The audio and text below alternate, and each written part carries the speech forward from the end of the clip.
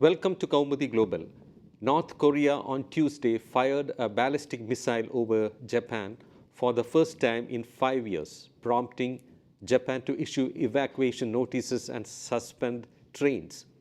CBS News reported from Tokyo that residents of coastal communities in northern Japan were woken up Tuesday by sirens and warnings to prepare to evacuate their homes.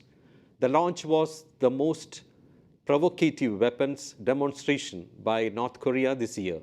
North Korea fired the missile from near its border with China. It took 22 minutes to fly 2,800 miles on a path directly over northern Japan before crashing into the sea. Analysts believe that the missile was the Hwasong-12, which the Kim regime rolled out in a military parade in January. Later on Tuesday night, South Korea and the US also conducted a live fire drill. However, a South Korean ballistic missile malfunctioned and fell on land during the drill, with sound of the blast and subsequent fire triggering panic among residents in the coastal city of Gangneung.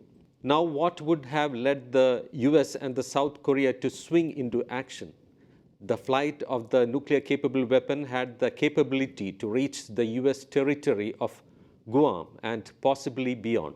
The test of the apparent Hwasong-12 appeared to be North Korea's longest-range missile launched to date and would put major US military bases in the region easily within range. What the US and South Korea conducted was a combined attack squadron flight and precision bombing drill in response to North Korea's intermediate-range ballistic missile provocation on Tuesday night. The drill saw 4 South Korean F-15s and 4 US F-16 fighter jets fire 2 shots at a set target. The South Korean military said this had demonstrated the will by both countries to respond resolutely to any provocation from North Korea. It also showed the ability to precisely strike the origin of provocation with the overwhelming power of the alliance and a readiness posture for retaliation.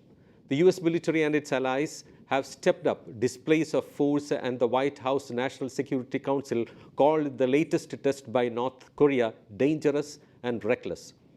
US President Joe Biden and Japanese Prime Minister Fumio Kishida castigated North Korea's test in the strongest terms. The European Union called it a reckless and deliberately provocative action, and UN Secretary General Antonio Guterres condemned the launch and said it was a violation of Security Council resolutions. The United States asked the UN Security Council to meet on North Korea on Wednesday. By the way, diplomats said China and Russia are opposed to a public discussion by the 15-member body. It was the first North Korean missile to follow a trajectory over Japan since 2017, and its estimated 4,600-kilometer flight was the longest for a North Korean test. Usually, such test missiles are lofted into space to avoid flying over neighboring countries.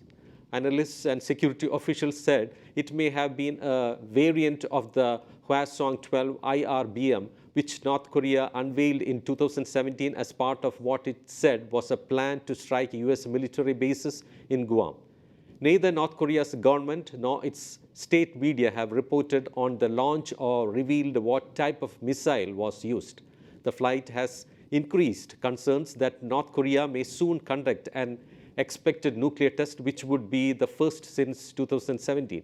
South Korea's Defense Minister Lee Jong-suk told Parliament that North Korea had completed preparations for a test and might use a smaller weapon meant for operational use or a big device with a higher yield than in previous tests.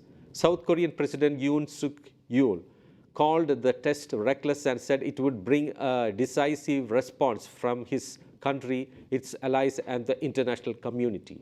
Meanwhile, South Korea's military apologized for causing residents to worry about a failed missile launch during its joint drill with the United States. The military also said the warhead of the missile, the South Korean Hyumu-2, did not explode.